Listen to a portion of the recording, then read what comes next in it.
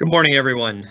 This is Mike Quaranta with the Delaware State Chamber of Commerce, and welcome to yet another webinar that we're hosting. This time, the subject is getting back to work, the case for upskilling our workforce, and we are excited to talk about this topic. This has been something that has been a priority for the Delaware State Chamber of Commerce for years.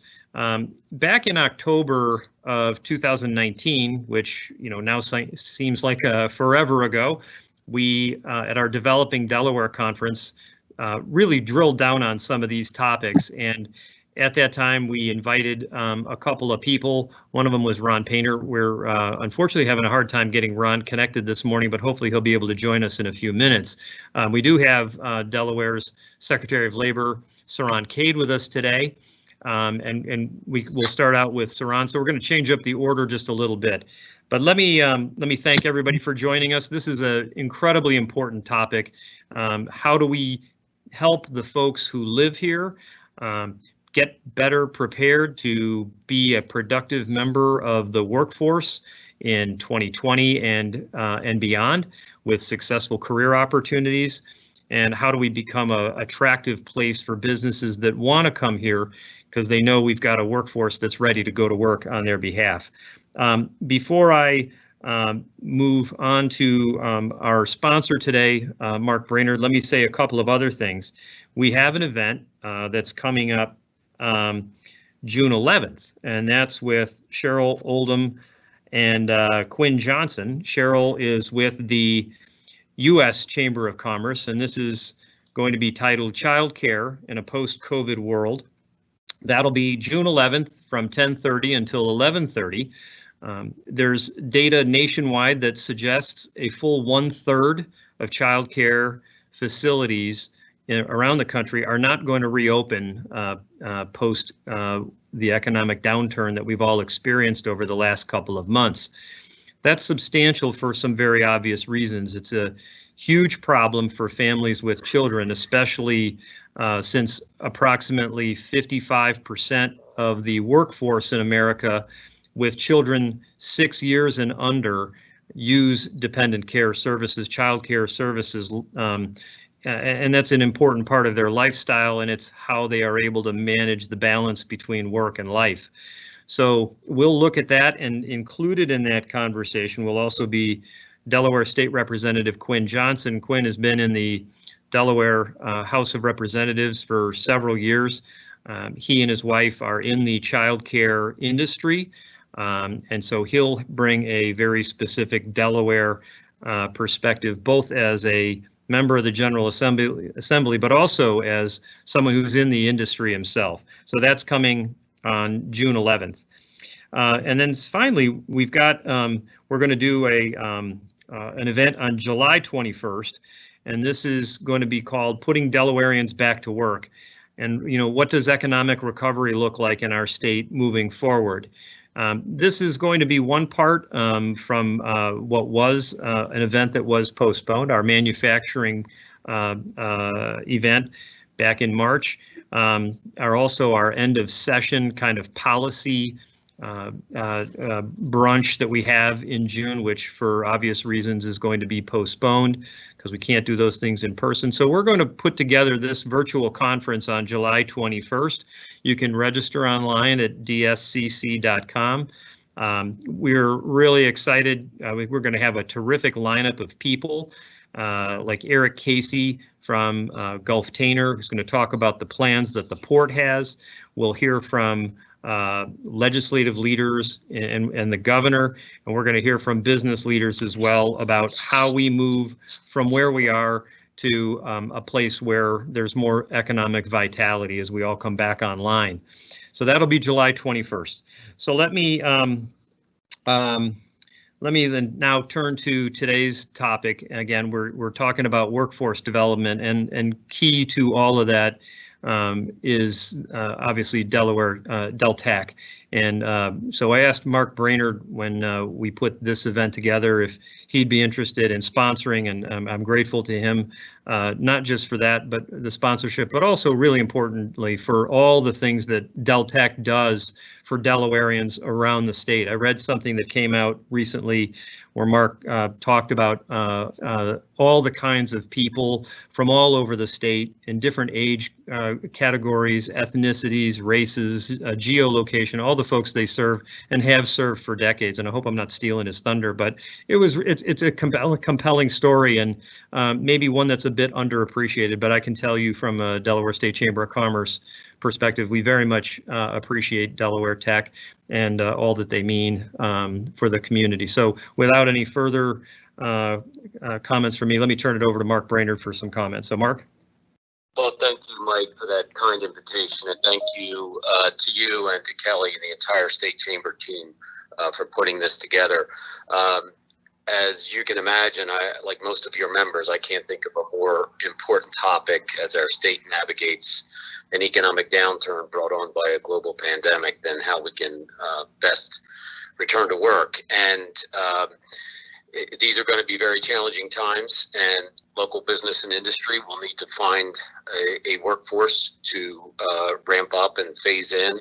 And our mission has always been to connect Delaware's unemployed and underemployed with high quality jobs. So we're very proud to sponsor this. You've got two tremendous panelists. Ron is no stranger to Delaware. He's been here before and knows the workforce issues and knows the business community.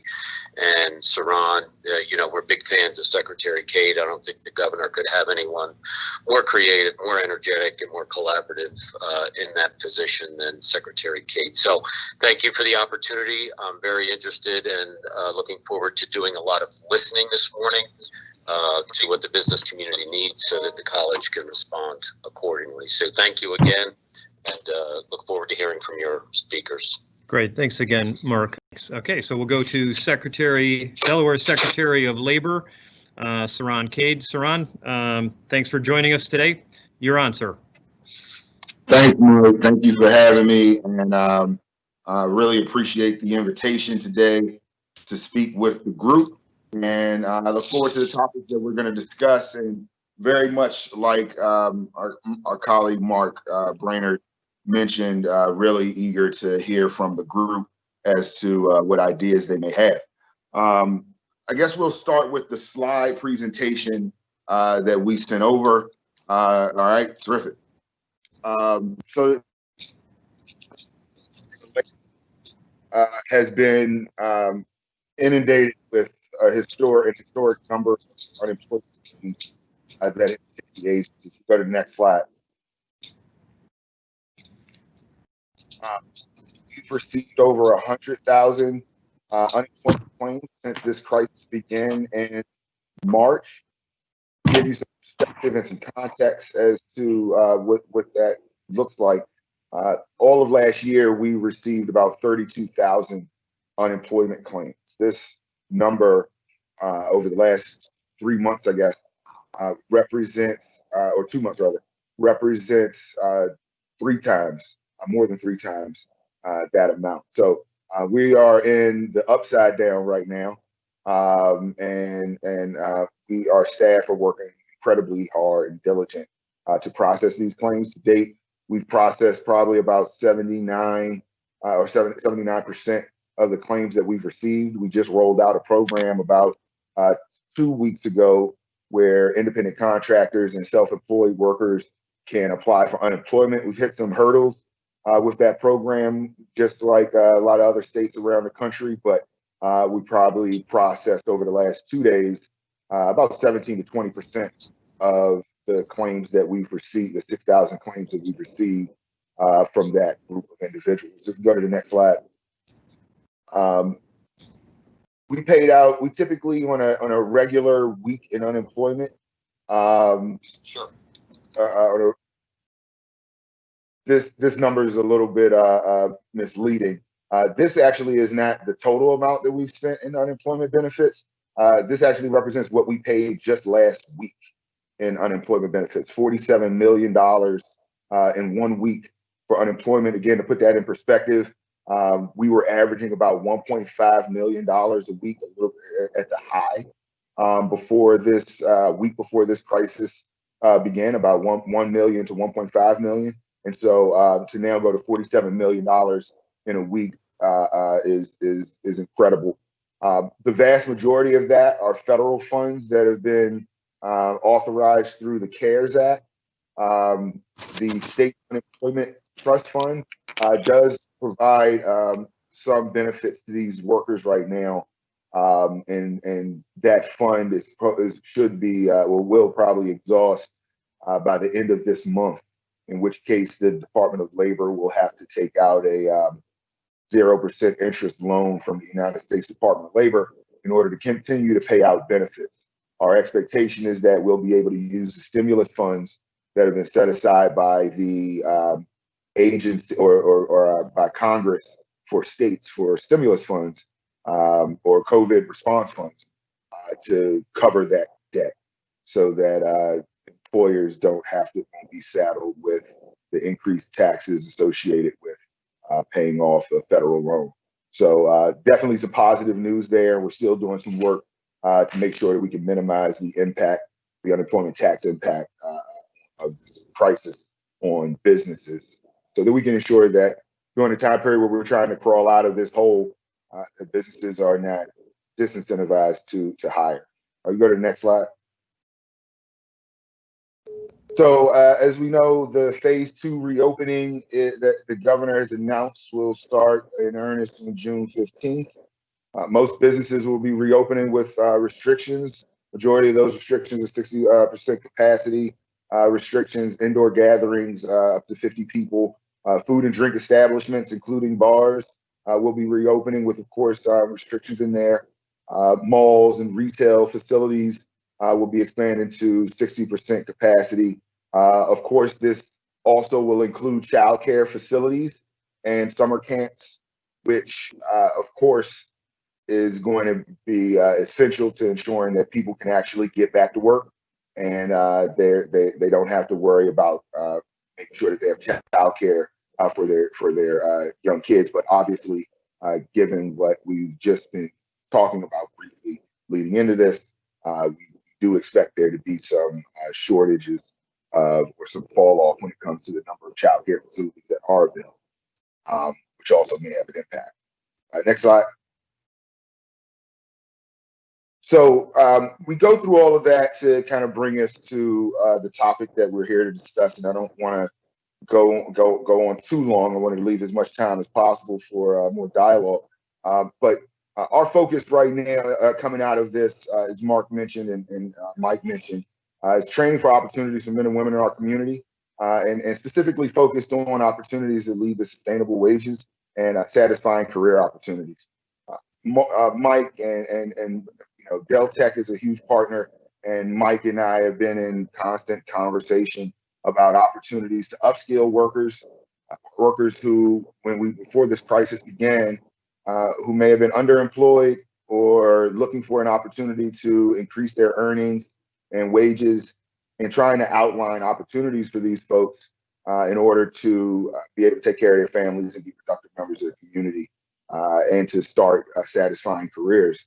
And if you go to the next slide, Dell Tech is a big partner of ours in providing a lot of skills training and certification programs, as well as our VOTEC school districts and other partners.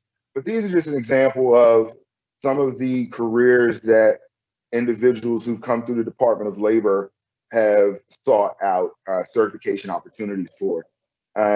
We know that prior to COVID, and of course post-COVID, but definitely prior to COVID, the economy was a little bit different with a 3.2%, 3.5% unemployment rate.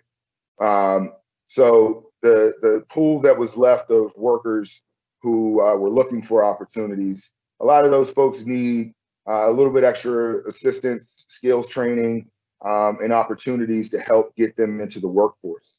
But there's also a huge population of people who are working, maybe working 2 jobs, trying to make ends meet, who, but for situations like not being able to go to more in-depth training courses in order to gain certification, or other responsibilities associated with taking care of their kids or things like that, we recognize that there were significant barriers to those individuals being able to upskill and improve their lives. So we have a heck of a lot of resources, federal resources that are available to satisfy these needs, mostly our ITA program, which Deltech and again, a lot of our VOTECs are registered training providers for. But there's still a population of individuals who would not qualify for funding from the federal government, either because they make a little bit more than the poverty rate threshold,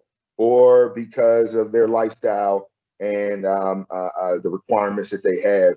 So we sought out to create another opportunity that would give these individuals a chance to upskill. If we go to the next slide. And Elevate Delaware was originally designed to help the unemployed but mostly the underemployed to acquire advanced certification. Prior to COVID, there was an expectation that this bill was going to be introduced in partnership with collaboratively and bipartisan with bipartisan support, supported by the Chamber of Commerce, who definitely weighed in. And I thank Mike for all of his work.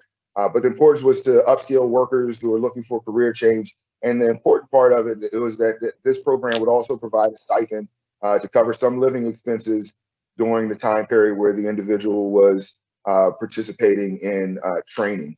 This would be to assist people who may not be employed or individuals who may have to leave their job or take reduced hours in order to participate in some type of program that could hopefully put them on the right trajectory. I think that program is going to be necessary going forward.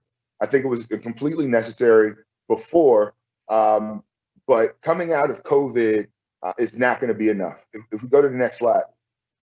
In the post-COVID world, we really are going to have to get back to the kind of the basics, the ABCs of connecting people with jobs, any job, a better job, and a career. Prior to COVID, with Elevate Delaware, we were really very focused on the career aspect. How do we get people in a position to transition to sustainable career opportunities? And that is still going to be an essential factor. But when the economy goes from 3.2% unemployment to where we're at last week or the last release of 14% unemployment, we're talking about a much larger pool of workers who have a much more diverse need. We're also talking about far more industries who have an increased need for workers, and workers who may have new and improved skills. So because of this vast array of needs, our solutions can't really depend on just one tool to address the 100,000 individuals who have come to unemployment, and many of whom will not be able to return quickly back to their previous employer. Some of those employers may not be reopening. And some of them, if they do reopen, they may not be reopening and hiring the same number of staff or employees. So this creates opportunities where we're gonna be a little bit creative. We have programs that are established within the Department of Labor that are very minimally funded. Programs like the Train Grant, which we are dedicating to industries who want to work collaboratively to design new training initiatives to recruit a future workforce, identifying training providers like your Deltechs and your other and VOTECs and other training providers, so that they can develop training programs that specifically meet the needs of their post-COVID business model. And we want to make sure that we can provide seed funding for initiatives like that, for especially industries which may not have the resources, or employers who may not have the resources to set up their own training programs, doing it in some cases industry-based, realizing that there are industries that have been specifically harmed by this COVID crisis, namely food services, hospitality industries in our state. who many of which have had to lay off over 70% of their employees. And when they come back, there's going to be an increased need for employees who have new and different skills in order to meet the COVID demands that we're getting ready to come into. So we are working around the clock right now to figure out, and working with other states to be creative, to figure out what tools we can deploy, and not just what tools we can deploy, but how we can work collaboratively with industries and training providers to meet those needs. So we're ready. We're ready to listen. There are a lot of opportunities that are rolling down the pipe. We talked to the governor's office, and to make our pitch that in a time period where I know we're going to have a significant budget restraints, we look at support for workforce development as an investment in our recovery. And so I look forward to continuing to work with the chamber to continue to push that message to the General Assembly so that we can be as prepared as possible to get everyone back to work. Is there another slide? I don't know if they put another one. Okay, Ron Painter. That's not my slide, but I'll take it. Thank you.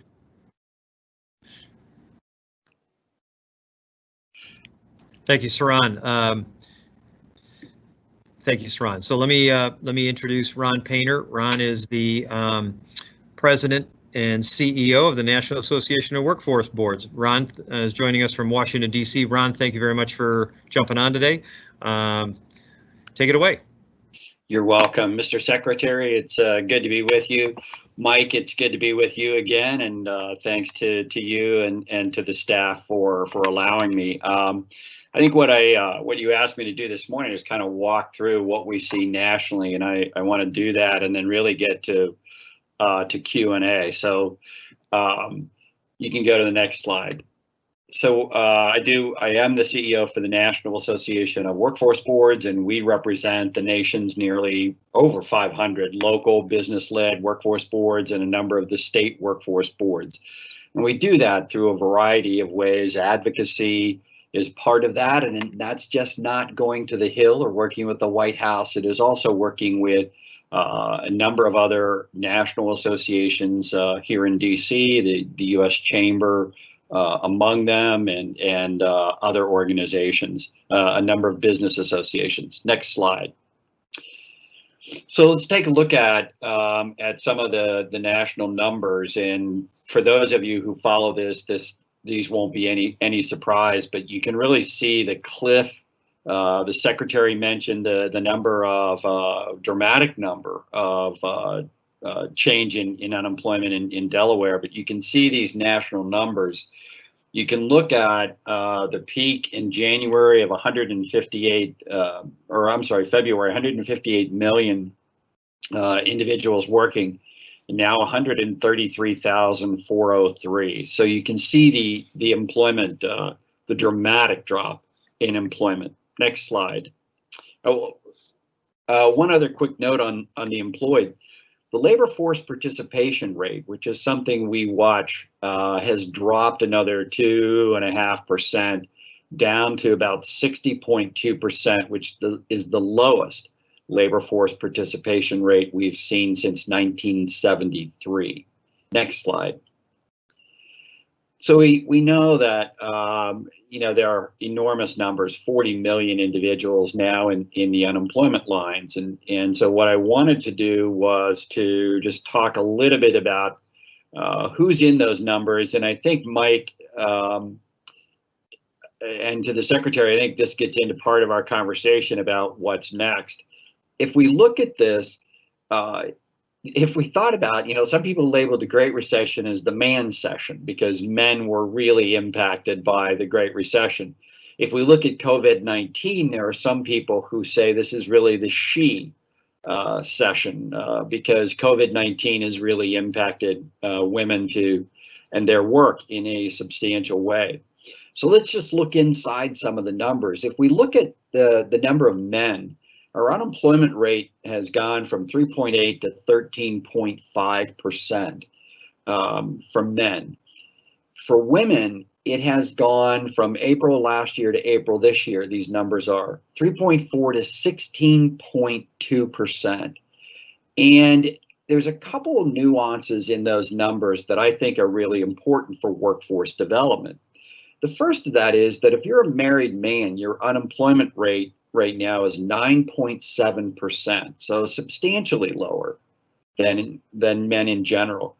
If you're a married woman, it is 13.1%, not so far away from the women's overall. And if you're a single mom, it's 15.9%, and that's all women.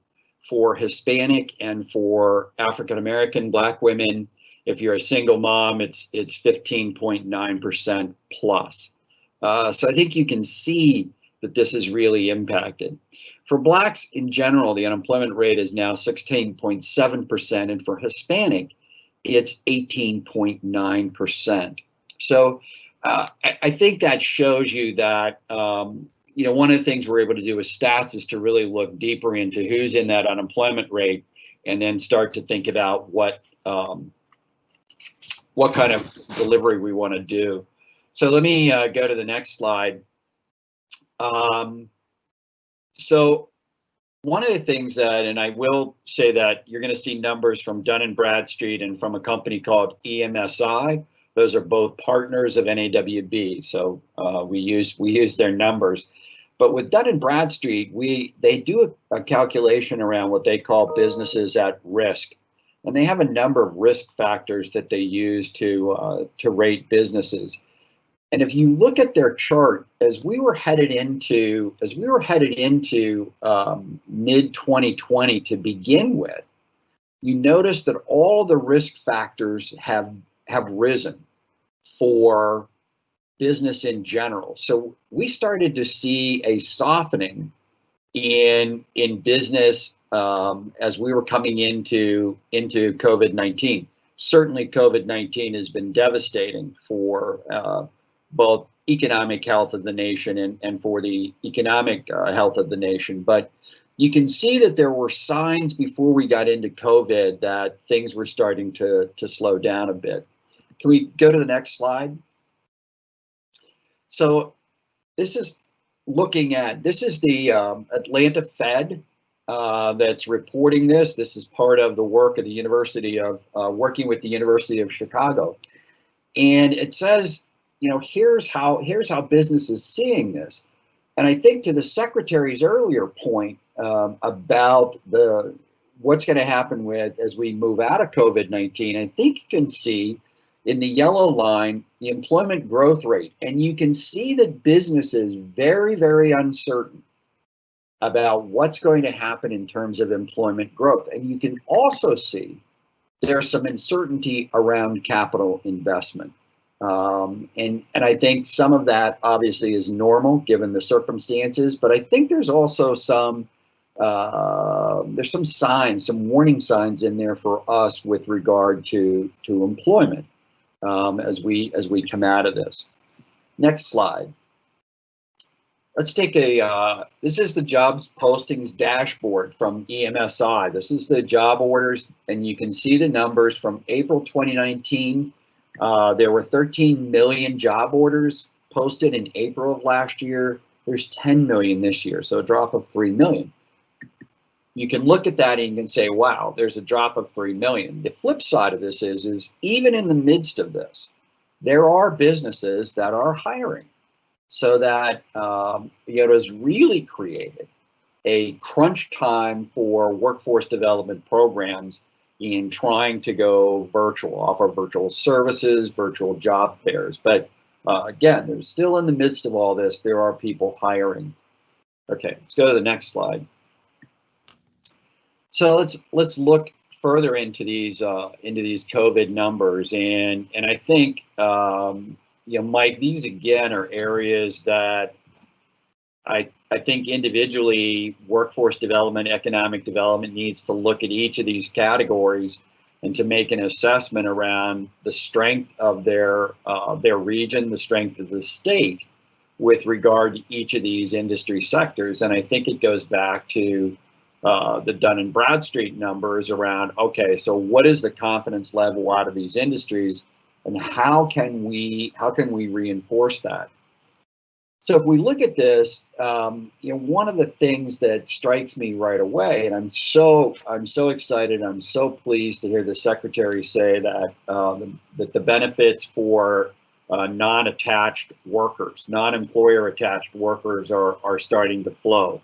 As NAWB, we fought very hard, we argued very hard for non-employer attached workers in the COVID response. So we were happy to see it in the CARES Act. And Mr. Secretary, if you're still on, we are really quite happy to see that Delaware has started to address that, or is able to address it. So I think what we want to look at it again, Mike, inside are these numbers. And one of the things that I think strikes you when you look at these is that there's a lot of low wage, high contact, person-to-person occupations in these industry sectors. And I think as we come out of COVID, I think that's an area of particular concern. How are we going to do social distancing? Are we going to be, are we willing going to be to travel? What's business's response going to be to travel? We've heard a number of large business organizations that have said they're not traveling the balance of 2020. Well, that has big impact, particularly as you look at that top line for workers in the leisure and hospitality industries. Interesting to me as I look through, as I really get down into these numbers, is that when we look at education and health services, the unemployment rate for men is 7.9%. For women, it's 11.8%. But when you get into education services, if you make that into a discrete look, the unemployment rate is about the same at about 12.6%. So when you're looking at where do we have kind of gender equity in an industry, education appears to be one of those and equally impacted. Of course, we know with health services that part of this has been that elective surgeries have basically been non-existent, so we can understand a rise in unemployment there. Coming back to look at the gender issue again, in retail, the male unemployment rate in retail is about 15.6%, but for women, again, it's 21.9%. So I think you can see again the impact of on women. So if you want to go to the next slide, where do we go from here? And I'm going to go back to take a look at or ask you to take a look at the Atlanta Fed survey done in collaboration with the Becker-Friedman Institute at the University of Chicago. I think when we look at these numbers, one of the things that we can say is, well, that's a big number and it's kind of gloomy. Interestingly, in the study, they go back and look at what is the perception of workers in unemployment in the midst of an economic downturn. So they measured, does the worker feel like or think that they're going to go back to work, they're going to go back to their old job or not? And then in the end, how many of them actually did? And so when they apply those numbers to the numbers that we are looking at now, it says that we may be looking at 11.6 million permanently lost jobs. 11.6 million. And if you think about one of the numbers that I like to look at is something called the U6 data out of the Bureau of Labor Statistics. It's really a number of talking about the number of people who could be in the labor force, who are actively looking for work, but we can't accommodate. They're working part-time because they can't find full-time work. So when you think about it, that's an enormous number because it's normally somewhere around maybe 4, 5, 6 million. So when they looked at it, they said, look, there are 3 types of jobs that we really need to look at, and they talk a lot about the impact. Jobs that formerly at the margins that don't survive the pandemic. The secretary mentioned that. You know, we know that there are companies, there are employers who are not going to come back. We know that jobs that sometimes could move between one industry sector and another because I have similar skills, we know that's going to be really reduced. And I think we also know, again, coming back to industries where they're high touch, they're high contact, we know that that's already problematic. Go to the next slide. Thanks. So I recently interviewed Jerry Paitis, who's Dr. Jerry Paitis, an economist with the Fourth Economy. And one of the things that Jerry and I talked about was, like, how long are we going to see an impact? And what he suggested was it's going to be longer than we think, because if you think about the front end of the dragon, the fire, we've seen the fire in COVID-19, but the tail, the impact of this. And one example that he mentioned that I thought really struck me, I hadn't thought about it, was that companies that have a big footprint in very expensive downtown office space in the pandemic realized that a lot of their professional workers, lawyers, accountants, could work from home. So why am I maintaining 3 floors of very expensive office space when maybe I can beef up my technology that supports more of my workers being at home? And that's part of what Jerry had talked about, was the tail of this recession, because we've learned a lot about our ability to utilize technology to do some of our work. The Bureau of Labor Statistics says about 1/3 of us could effectively work from home. So when you think about that, and you think about, you know, I think about downtown DC and think about the thousands of us that come in by rail every day to go to work. And I think about the number of restaurants, the number of dry cleaners, the number of convenience stores that service that large labor force. And again, Mike, I start to think about, well, wait a minute.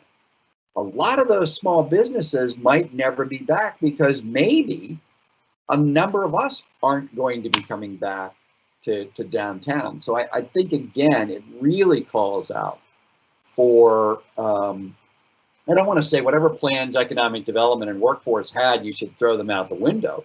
But I think it really does speak to, hey, we really better sit in the room, economic development and workforce development together, and we really, really ought to look at this data. We ought to look at the Dun & Bradstreet, what businesses are in trouble. We really ought to look at the industry sectors that make up our region.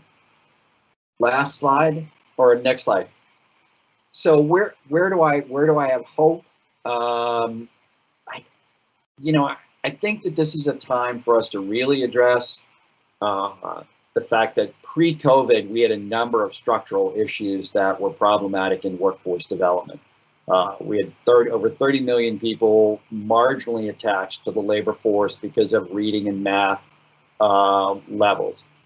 I think we need to be thinking about the fact that high school seniors have missed 1/3 of their last academic year. What does that do to them? You know, I know that Del Tech, we've had conversations with Del Tech, I know they're concerned about the fact that a number of students already had to have remediation when they came. They weren't quite ready to jump right into training.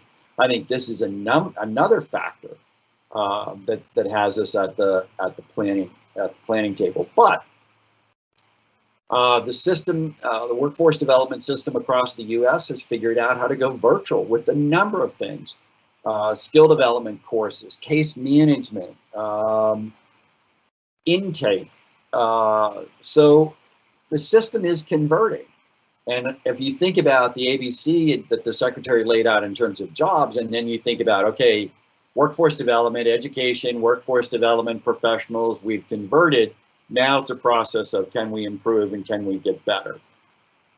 One of the other things that I think we're going to need to think about and maybe accelerate is the fact that virtual learning and augmented reality in terms of a training mechanism have really come far. there's a lot more, there's a lot further to go, but I think that it offers potential because work-based learning, apprenticeships, work-based learning, I think will continue to be a critical part of the economy. You can go to the last slide. And it's, we do a podcast. You'd be welcome, Mike. We're going to get you on that podcast, and we're going to have a conversation about where business sees the environment as we move forward. So I'm going to stop there, and happy to talk about questions or take questions as you deem, Mike. But thanks again for the opportunity to be here. Appreciate that, Ron. Thanks very much. So let's go to Cerron. I'm going to throw the first question to you, and I'd ask both of our panelists to, if they could tighten up their answers, just because we want to get through a number of questions in the time that we have remaining. So, Secretary, let's start with, you and I have been talking about, and you mentioned this with one of your slides, you and I have been talking about full-time, 5-day-a-week, 8-hour-a-day kind of training programs, some of the services that some of our adult skill centers provide, Deltac, others. How do we play HR director? How do you help? What's the screening process to help somebody get from point A to point B? I may want to be in the healthcare world. I might want to be a nurse, but along my journey, I figure out I don't do well with the sight of blood. So maybe something is different for me. So how do you guys? What's the assessment? What's that look like, real quick? So not only do we do this, but we also have partners around the state, like Goodwill, who provide career counseling. So someone may come into the office or reach out to us. In a typical environment, we have work search requirements for unemployment. Those have been relaxed due to COVID, but we expect that by the time we get into July and through phase 2 reopening, we're going to restart the work search requirement for unemployment. And typically, when people go through work search, they have a couple of options. They can either do their work search on their own, or they can participate in career, we call career counseling. We also have an algorithm when people apply for unemployment benefits where we can determine, based on their level of education, the number of times that they have been unemployed, the type of skills that they have or industry that they have, whether or not this person has a high risk of exhausting their unemployment. Of course, our goal is to cycle people out of unemployment as quickly as we can. So for those folks, we put them through a added battery of workshops and career counseling opportunities so they can really identify what direction they want to go. That's great, thanks. So Ron, let's pivot over to you for a second. So workforce development, there's a lot of businesses that are interested in Delaware, and they say, well, geez, I want to locate our business there, but we have to have the ready workforce. What are some of the most innovative? What are the trends right now? If you were us, where would you be focusing on training opportunities? What's it, if you will, for the next say 5 to 10 years? Well, I think a couple things, Mike. First of all, you have a great resource in Deltec. So Delaware is pretty fortunate. You're surrounded by some great educational institutions where you are. So I think the first thing is to explore what are the potentials with those partnerships. We are seeing across the country. I just was talking to Kansas City folks in Kansas City. They're seeing new partnerships with their community college system, but also with their 4-year systems. They're more willing now to sit at the table and recognize skill development isn't something that happens by semester. It's something that happens continuously. So I think there are a couple other things. I think one of the things that we're really looking hard at is that in Singapore, the government has committed, I think it's roughly $4 billion to a lifelong learning account. And the first couple of years that they're doing that, it's really just about getting people who live in Singapore into learning, whatever kind of learning, just the whole culture, the whole idea that I've got to go back and I got to focus on learning. So I think those are opportunities. As I mentioned, I think virtual reality, I think augmented reality are things that business is using. I think it's things that education can use. Certainly, we're going to have to figure out how do you do the competency, the demonstration, the actual hands-on.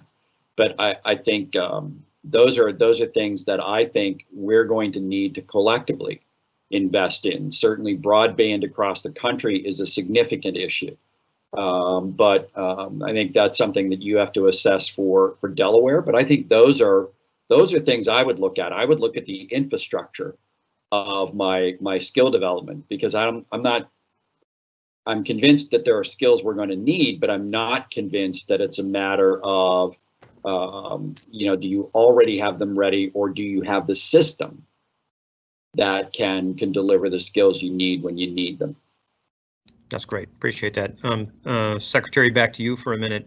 So, when we first talked about retraining, we talked about people who might be a little further along in their career but needed to do something different because maybe just leaving high school or having a limited skill set proved to be not economically viable and frustrating for them as they got along later in life. And then you and I talked further about this and said, we need to focus on our youth too, because people have it's not enough anymore for someone just to exit high school with no credentials. And I know that I've had the same conversation with our sponsor from Deltec, Mark Brainard, as well, stackable credentials. Talk about, in light of, frankly, recent events and the challenges in communities of color in particular. Ron gave us some particularly compelling statistics, which we've known for a long time. Youth unemployment in the Black community and in the Hispanic community has been high. So what are the things that we can do, the business community, and we focus on workforce training and workforce readiness? What are some of the things that we can do will elevate, actually be a solution to focus on people of all age ranges, or what other kinds of things do you have in mind? So for starters, I think that one, we have to make sure that the business community is thinking about this in the right way. And I know that some businesses have tried to and have succeeded in working with youth and creating work opportunities for them in the summer times and in other holidays or other time periods. I think we have to be clear that this is not a charitable or charity activity, that this is a recruitment tool for the future of your workforce as an employer. That if you get an opportunity to get somebody who is 16 years old or 15 years old to come into your place of business and to be productive and to work, you have a high probability not only of being able to groom an incredible asset to your company, but also to make sure that this person has the skills that they need to be an asset to the economy as a whole. So we have to make sure that we look at youth employment rather than as a charitable good to the community and as an essential business practice for you going forward. The state of Delaware is what I believe is light years ahead of a lot of other states when it comes to our Pathways program, as Mike mentioned, with regard to we have to get to a place where we provide more stackable credential opportunities. But our Pathways program has really grown and has really been bought into by a lot of school districts around the state. The Department of Labor, one of our focuses is being able to connect those in the summertime so that there's not as much drop off, providing a lot of classroom education and training in during the school year, and having a smooth handoff from the Department of Education to the Department of Labor for a good amount of those youth, so that we can connect them to job opportunities that are in their pathway in the summertime. So these are some of the things that we're working on together. But I think in order for us to be successful, we have to have the job placement opportunities. And so we have to work collaboratively with businesses. I do recognize that for some businesses, it may be a little bit difficult to design and take some time to design programs and internal operations and procedures to cater to a 15 or 16-year-old.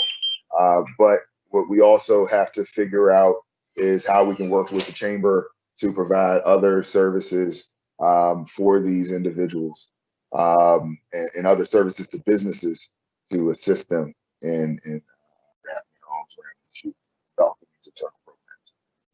Appreciate that. Ron, back to you real quick. So, it's perhaps this experience with everybody working remotely, or a lot of people working remotely, if they had that option, it seems that that could be one way in which businesses could add to their diversity. You can include folks more easily if they don't have to struggle with the expense of commuting, let alone the time or the convenience of commuting, especially if you're reliant upon public transportation, so for example. So what do you see as far as trends or opportunities that this creates for the business community in establishing a more diverse workplace? I couldn't agree with you more, Mike. I think it does provide really enormous opportunities for individuals that, you're right, have circumstances that make that commute and childcare and all of that, transportation issues, difficult. Again, I think it comes back to the kinds of infrastructure that a state, a local area is thinking about. Like, what is the situation with regard to broadband and access? Can individuals access easily from where they are? I think it does put on, I know that, in previous conversations with you and with Dell Tech, the conversations around IT skills is one that comes up. And I think the post-COVID world calls for even more of those basic IT skills and advanced IT skills. Again, think about the firms that realized they can have a number of their people work remotely. They're going to need more or more technical infrastructure in order for their employees to work digitally. I think it does also reinforce, Daniel Pink talked about what are the skills that he saw years ago going into the future: design, story, symphony, empathy, and meaning. I think those become equally critical as we move forward. You've experienced it, I'm sure. I have, as we've lived through COVID-19. Working remotely has challenges, and I think it really does speak to our, what we have always called soft skills, which we now realize are essential skills. Thanks. I mean, and I was going to go, Cerron, let me go to you real quick. So soft skills seem to transcend all employers, whether it's a manufacturer, whether it's someone in agribusiness, whether it's in the retail floor, a restaurant, or in the corporate world. What kind of opportunities or what programs do you know of that maybe people who are listening to this presentation could take away that focus on soft skills, that because they are so universally needed by employers from all over the state? So there are numerous nonprofit organizations and programs that are out there that provide soft skills training and assistance to employers. These things can be coordinated just by developing relationships with some of these nonprofit organizations who provide this service and establishing somewhat of a feeder pattern or feeder system into your business, or some type of a orientation type program for new employees that may provide them with some assistance. I think that in the coming months, to be quite honest with you, there's going to be more than enough workers in the workforce that while soft skills training is still going to be necessary, I don't think it's going to be in the same level as it was when we had 3.2% unemployment. I think it's going to be a mad dash to try to nail down some really talented workers who are floating around out there. And I think the biggest question is going to be how to find them and how to make sure in this economy where, every employer is going to be looking to get the creme de la creme, how do you as employers find those folks without expending an incredible amount of resources? And so I would also look at the Department of Labor as a potential partner when it comes to your recruitment efforts. We have Delaware Job Link, where we bring a lot of our folks who come in for career services and who have participated in soft skills training and other customer service training initiatives, where employers can do a focused search for individuals with those characteristics. Appreciate that. Ron, last question for you, and then we'll go to closing comments. Ron, you know, the Southern Regional Education Board said that, you know, when we hit the next crisis, and this was something that they published some time ago, said that, you know, we really run the risk of, you know, these change moments, and COVID-19 is going to be one of those as we look at high unemployment rates, where we have people who are going to probably go from underemployed to completely unemployable. So what's the speed with which, you know, we have some 5-day-a-week, 8-hour-a-day training opportunities here. If you had, and if you could answer this in just a minute, I know it's a very complicated subject, but if you were king for a day, and if you could design the perfect, what would you do to try to help people who are going to be in that circumstance, who find themselves, they were underemployed before and now they're maybe unemployable until we get them into skills training? So what would you do? What's the fastest way out of this for a number of people who are out there? First, let me say I really appreciate and I really like the Secretary's tone, because he talks about it as a system, and I think that you know, what COVID-19 gives us the mandate to do, which clearly places it on all of us in workforce, is to make sure that that system is capable of delivering the skills that people need, whether that's a full certification or a micro badge or a customized training. Can it deliver it? I think that's the best option, Mike. I think having the right people at the table to think through human-centered design. How does somebody in Delaware get to work, get the skills, stay employed? And do we have all of those systems in place? And I think to the Secretary's point, real quick, Mike, I think that puts the Chamber as a very critical player, because large corporations are going to be able to take advantage of COVID in finding talent. They're going to be able to attract talent, I believe, because they have the systems to do that. I really think the big challenge for you, for workforce development, is how do we make sure a small business has the skill sets they need in order to, the skill sets and the support to survive. That's great. That's a great comment.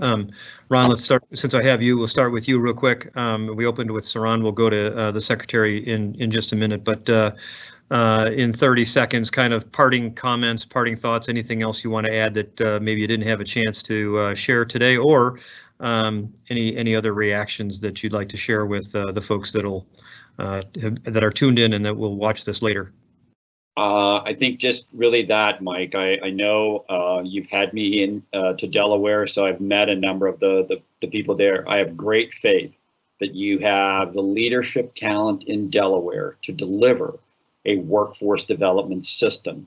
I think, again, if COVID has done anything, it has delivered a mandate to that leadership to not only outline that workforce, that lifelong learning system, but to deliver it. And I have great optimism because of the leadership that you have in Delaware. Appreciate that very much. Let me turn, and Ron, thank you very much for all that you do. Appreciate your leadership. Let me turn to the Secretary for any last comments that he has before we close out today. But before we turn back to the Secretary, let me again thank Mark Brainard and the folks at Delaware Technical Community College for all that they do around the state. in not just workforce development, but everything they do, the guidance and their contributions to the community over the decades.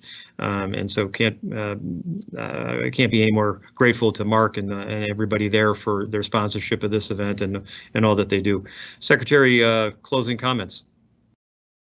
Well, one, I just want to again thank you, Mike, for your leadership with the chamber and you guys' constant and consistent partnership together. Obviously, we don't always agree on everything, but the things that we do agree on far outweigh the ones that we don't as an organization and as individuals. And the things that we consistently agree on is the need to upskill our workforce to prepare them for the future. We recognize that is essential when it comes to ensuring that people can actually earn fair wages and so that they can take care of their family. So I really appreciate the partnership and the ability to work with you guys, and constantly look forward to invitations to do this more. I would just say to all of the businesses out there that and all the business owners that operate out there that we're not going to get out of this recovery without you guys' work or the work that you guys do.